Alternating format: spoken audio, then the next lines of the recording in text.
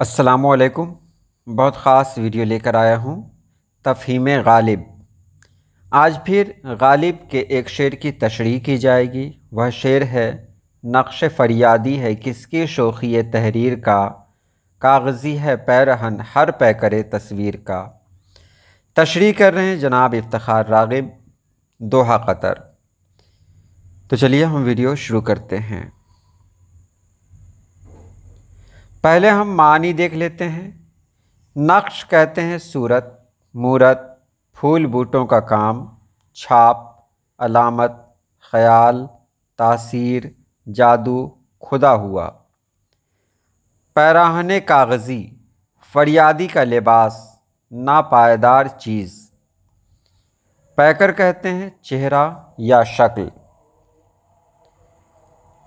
اب چلیے تشریح دیکھتے ہیں۔ اس شعر میں نقش بمعنی مورت ہے یا خالق کی تخلیق، یعنی انسان اور عالم وجود کی تمام مخلوقات۔ شوخی بمعنی رنگ کی تیزی یا چمک ہے۔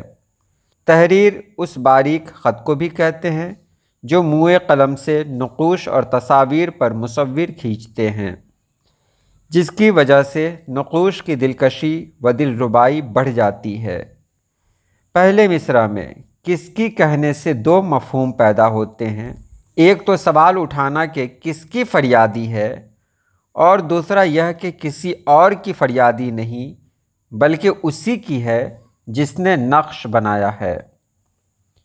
کوئی بھی نقش ایسا نہیں ہے جس کو ایک بار بنا دیا گیا تو اب اس میں مزید کسی شوخی تحریر کی ضرورت نہیں، بلکہ اس کے بننے کے بعد بھی وہ بنانے والے سے مزید رنگ کی تیزی یا چمک، یعنی خوبیوں اور صلاحیتوں کے لیے فریاد کناں ہے۔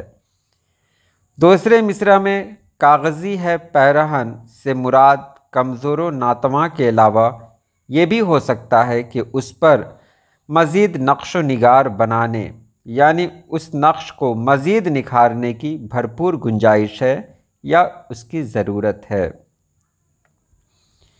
بنیادی طور پر یہ ایک دعائیہ شعر ہے جس میں شاعر اپنے خالق کو نہ صرف یاد کرتا ہے بلکہ اپنی صلاحیتوں اور خوبیوں میں اضافے کی فریاد بھی کرتا ہے۔ نقش، پیکر، تصویر اور تحریر، کاغذ وغیرہ کی موجودگی نے شعر میں تلازمات و رعایت لفظی کا بھرپور التزام کر دیا ہے، جس کی وجہ سے عام قاری شعر کے مفہوم کی رسائی کے بغیر بھی یک گونا حز اٹھا لیتا ہے۔